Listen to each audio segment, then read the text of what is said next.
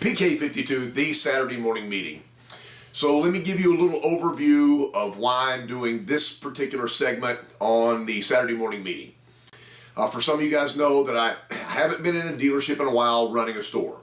I've been pretty involved with the Toyota Certified and doing some stuff with the front end sales department with Toyota. So it's been a while since I've run a store. The technology and the availability of tools changes every day. It's not like it changes every 5 years. It changes every single day. And when I'm made aware of something, then I try to bring it forward. So I haven't done all the research. I have not, what I'm about to talk about, I've not applied at a store, but the concept of what I want to talk about today is the most important thing. So let's talk about pre-owned cars for a second. You really always want to stay on top of whatever is the most prevalent thing in the car business and the auto industry at the time. And right now, as we've been talking about for the whole year, the used car business is gigantic. Ford and GM and Chrysler are going to get out of the passenger car business, but they're not going to get out of selling passenger cars. So when they're no longer making passenger cars, then they're going to be buying pre-owned cars at the auction so they can take their passenger car customers and still have that vehicle available for them. It's just not going to be available in the front end or the new car side of the business. So they're not getting out of the passenger car business, they're getting out of production of passenger cars. So people will always want cars that are passenger cars. They're more comfortable driving a car than an SUV. That's not going away. So if you want to do a little research for me in the next couple of days, I know today's Saturday and you need to go to work and to take care of your customers, but in the first of next week, go onto any site and look at a 2 to 5 year old Corolla. Just don't go to a Toyota site, go to a general search engine and see how many 2 to 5 year old Corollas are available in your market. I'll be honest with you, if the car hasn't been in a major accident, if the customers take decent care of the paint and finish, all Corollas look alike.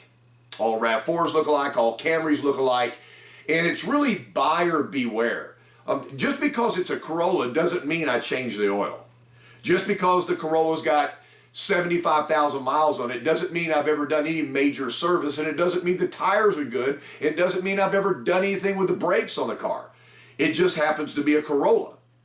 So the first thing we do in a dealership, in an automotive dealership, is we hire technicians, we send them to school, and we make them the ultimate experts on the dynamics and the technology of the vehicles we sell. When Toyota comes out with a hydrogen car, you can't work on that car unless you go through school. When we came out with the hybrid cars, when the Prius lineup started, you had to be Prius certified. So that means somebody working at ABC mechanic shop hasn't taken the courses, hasn't taken the test, and they don't really understand the technology. When Toyota drops in infotainment like Intune, how would somebody in a shop down the road with a couple of technicians or a couple of mechanics have any idea how to be able to work the electronics of the car? So it becomes paramount for the customer when they're buying a car. I'll say 1 to 10 years old. I mean, let's not act like it's just the last year. The technology in these cars is gigantic. I mean, Toyota's got, engine technology that has the ability to change the lift of the engine. Other manufacturers put turbos on there. Other manufacturers shut down cylinders. All the technology of these cars is advanced. And so, we have technicians that go through training modules, go to school to continue to update their information. So when I'm buying a 3-year-old Corolla, let's get back to the topic. I can buy anywhere in town. There are Corollas all over your city, all over your area, within a 50-mile radius. I mean, there are Corollas being sold out of somebody's driveway. How do I make sure the car that I'm buying is a car worthy of having for my family? Service history is paramount.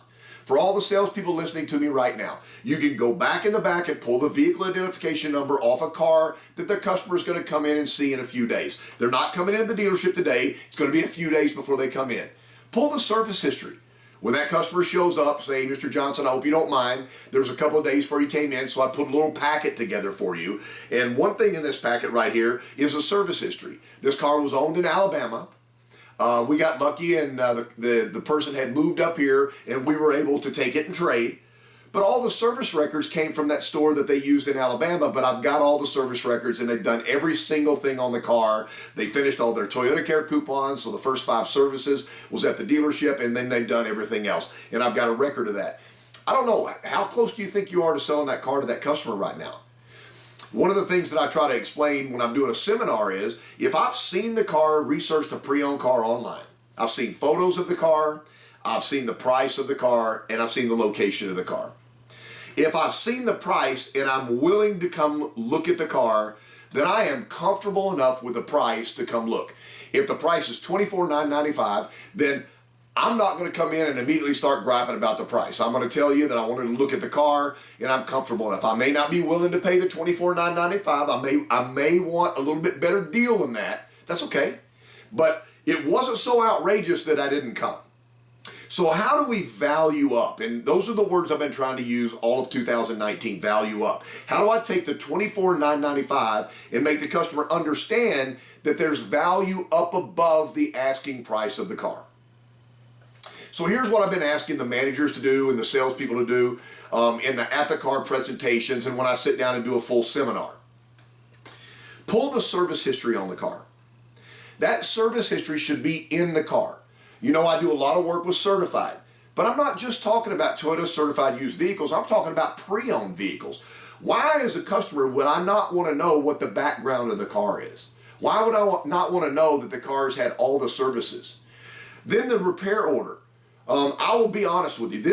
I've been doing this for a long time. I always ask the customer, as far as you know, on your car, I'm writing up the appraisal. I take the customer outside with me when I write the car up. I don't leave them at my desk. Why would you leave them sitting there at your desk? They know more about their car than you do. Why not use them during the appraisal? Remember, idle time makes people think about things that maybe I don't want them to think about. So let's involve the customer. I take demo drives in people's trades. If the trade's got over 100,000 miles on it, we're going to get in the car and go up the road. I know you're too busy for that, but I'm too busy to work for 4 hours for somebody and not have them buy the car. So I'm going to utilize my time with my client. They give me the time, I'm going to utilize it.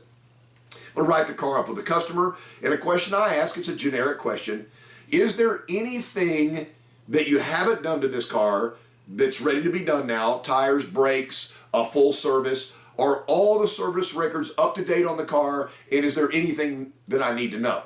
And I will promise you, 99.9%, never 100%, of the customers will say, there is nothing that has to be done to this car. Well, I'm going to challenge that real quick. I'm not going to challenge it because I think the customer's telling something that's not honest. I'm going to challenge it based upon real fact. What is the average repair order dollar amount done on all of your trade-ins? If you look at your certified cars and your pre-owned inventory, when that car comes to you, what is the actual dollar amount that is spent on that car in your service department before we sell the car? I do know the numbers on certified. Used is going to be depending on where you are in the country and the miles on the car. But on the certified car, nationally, we're somewhere between 1,100 and 1,500. The average is about right at 1,300. So there's your span. So on a car that the customer said it needed nothing, I've done all the services that you don't need to spend a dime on this car. This is the best trade-in you've ever had in your life. Just sell the car. We spent $1,300 on it. I'm going to move you to the other Corolla that I found in my market because I've asked you to do that. It's at Ed's Used Car Lot. I always like to use Ed because Ed is a used car genius. Ed bought the car from the auction. Let's track the car down. Why is that car at the auction? In a period of time in the United States of America where I'm fighting for every trade, I've got signs all over my dealership, we will buy your car. I'm doing everything in my power to buy cars online from Toyota's auctions, and I'm paying premium for the Toyota product. There is no way that there's ever an auction in the United States for quality cars to okay cars, let's give it a border here, that there's not multiple Toyota buyers or buyers for Toyota dealerships in the lane when a Toyota product runs through. A 3-year-old Corolla runs through. The first question I would ask is, who gives up a 3-year-old Corolla? Who on the planet would take a 3-year-old Corolla to the auction? That's a retail car. So there's some reason why somebody took this Corolla to the auction, and I got to step back and go, what is that reason? As the car runs through the auction, the Toyota buyers look at the car, and not one Toyota person puts a bid on that car. None. Not one. So that leads me to believe that maybe there's an issue with the Toyota car. And so no Toyota buyer bids the car. The car's not bought by a Toyota dealership, and it's bought by an independent. Who took that car to the auction? Car ran through our shop last week. One of the technicians came back, some master diagnostic tech, MDT. He looked at me and says, Casey, look through this car. There's some transmission issues with the car. This is a car we really don't want to retail. That's why the car's at the auction. This car's had major body panels repaired and painted. The paint job on it's not very good. This car's got some issues. That car goes to the auction. Somebody trades an older car in to another dealership. They don't have a mechanic on site. It's a retail outlet for used cars, and they do not have a mechanic. They don't service the car. There's no mechanic there. They can't fix the car. They don't want to take it to a Toyota dealership because we're going to charge them retail rate. We're going to charge them $115 to $150 an hour to fix the car. They took the car in trade. They're going to take the car to the auction because they don't have anybody on their staff that can fix the car. That's how a car gets to the auction. When you're looking at 15 Corollas in your market, and 3 of those Corollas are at Toyota dealers, a manufacturer's dealer outlet with master diagnostic techs, master techs, and Toyota certified used car techs. Those are the people who look at those cars. If that car stays in our inventory as a certified or a used car, that's a car that you should buy with confidence. When you buy a certified car, we give you 2 warranties at no cost. There's so many dealers out there right now that are giving service intervals along with all used cars. So let me make this a little bit shorter. So I'm really talking to the management out there. And if you're a salesperson and you have the opportunity to give this video to your managers, give the video to the managers. Every repair order on every car that's on the pre-owned lot should be on the dash of the car. If I've spent $1,300 on the car just to get the car through my shop to sell it to the public, that's the first thing I want my sales associate to show the customer. This car was traded in. The customer said it didn't need a dime spent on it. So that doesn't need a dime turned into $1,318.18. Here are the things we did. Your first service is going to be nothing but a tire rotation. Here at our dealership, we give you the first 2 oil changes for free. So technically, you're not going to have any expense in maintenance of this car, at least in the first year. Welcome to doing business with us. Why is that not something that I would start with? I'm not going to start talking about how much I can discount the car because the car's already been discounted. We don't put a car online at a premium price because nobody would come in. We've already market adjusted the value of the car down to draw people in, and then you come over the top of that and said you must have been comfortable with the price. You came in, now we spent $1,300 on the car. That should be the first conversation I have with a customer. How do I prove that? Well, the RO's on the dash. If I'm a used car manager and I'm watching this, there's not a used Toyota on my lot that I haven't gone back to service and plugged in the the VIN of the car and tried to look at, is there a history of service on this car? Because if there's a history of service in that car, that's also on the dash. And I'm going to get some blowback on this. Casey, if we put it on the dash, it'll come up missing. Well, the first thing we do when we're unlocking the cars, or the lot manager goes out every day, is they look at the dash and they see if the paperwork's still there. If the paperwork's not still there, they take a notebook, they write the stock number down, they go back in the back and they print these things off and they place them in the car. Or they give them to the front end manager, the desk manager, first one in today, and here's 14 cars, the paperwork, and when the sales staff comes in, have them place them in a car. Let's do this as a team effort if we think this is going to make us money. I know this is getting long, but you know what? Sometimes you just get long. So I'm also going to have the Carfax in the car. And if it's a certified car, there is a CPO 160-point quality assurance check sheet signed off by everybody. There's at least going to be a copy of that. You got a copy machine in there that will copy that, and that should be in the car too. The customer has resourced the car. They look for a 3-year-old Corolla. They have come to your dealership, they've seen pictures of the car, they've seen the price of the car, they've seen the mileage on the car. So really what they haven't seen is who's going to sell them the car, the salesperson, and they haven't seen any evidence whether this car has been maintained or anything. So I want to change that. This is where I'm going with the meeting today. If I'm taking a picture of the 160 and I'm placing it in the car, it should be in the photo reel that I'm putting online. If I've got 25 pictures of the car, how many times are you going to show the side body panels of the car? They see it. They see the driver's door. It looks basically the same as the passenger's door, except there's a steering wheel they may be able to see through the window. So why would you take a picture of both sides of the car? Show the body panel, show the engine compartment, show the interior of the car, show the tires and the tread, and then show the 160. Have that 160 point form as part of the pictures. The second thing I'm going to do is, I'm not afraid. We spent over $1,300 on this car, getting this car ready. I'm going to have a photo and an explanation of the RO on the online offering. While my customer is sitting at their office looking at multiple Corollas, my Corolla that I've got at my dealership is going to show them exactly what we spent so that they don't have any revenue out of their pocket in the first year of ownership of the car, or at least the first 90 days. On top of that, maybe I'm even going to put the Carfax symbol in there so they know that there's going to get a Carfax at no charge to them. And all these things are going to be part of the very first investigation of the customer. Why would I not do that? Now that you've listened to this and you're thinking about this, would that not value the car up? They've already looked at the price. They already want a Corolla. You didn't do anything to earn that. They found that online. You posted like everybody else, and they looked at a Corolla. They thought this was going to be a good car for the family. They made that decision. What you've done, if you've shown them why your Corolla is a car they need to spend some extra time on. So there's a software company out there right now, and I'm not pitching this software company. And if I happen to sell some stuff for you guys and you guys watch the video, don't send me any money.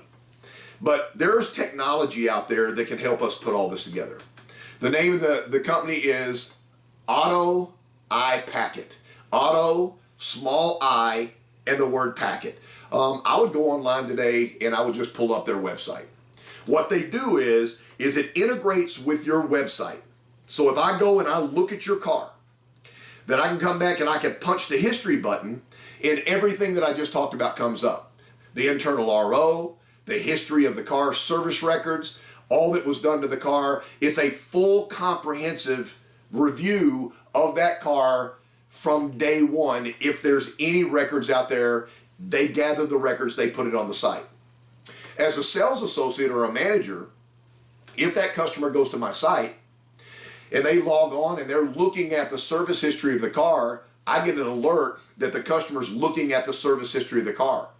So I'm not the smartest person in the world, but if the customer's looking at the service history of the car, then that's going to be the first thing I'm going to talk about when we contact each other, either digitally, on the phone, or in person.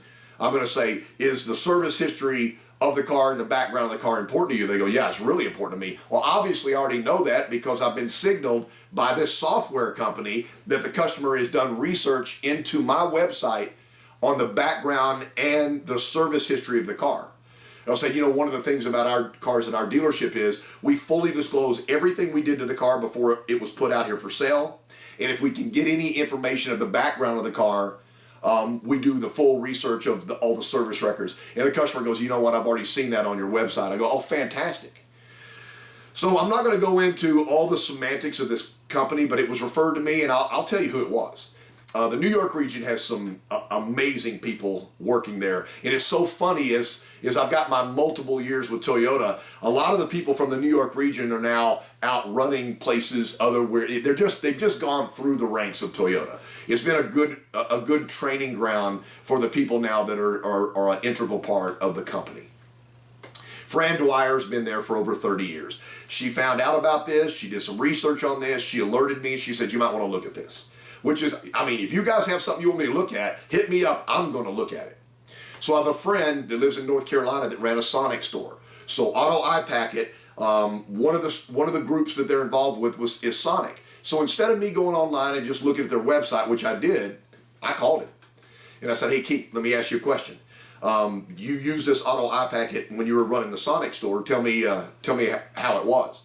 And he says, well, I've moved to another store right now, and I'm trying to get them to put this in. He says, the best tool we've ever used. It actually watches the customer research the car. We know what's most important to them, and we can gather all the information on the car. So I don't know if you guys know how Sonic does it. Sonic has a buying number for a used car. The used car manager doesn't place a number on the car. It's a national number. You bring a 3 or 4 year old car in, you get a price. That is the price of your trade. And there are one price on the new and used car side. So there's no negotiation on your trade or on the car that you're thinking about purchasing. What they try to do is they try to use all the technology, the background, the history of the car to justify a price, and then they show the customer where they got the price that they're asking for the car.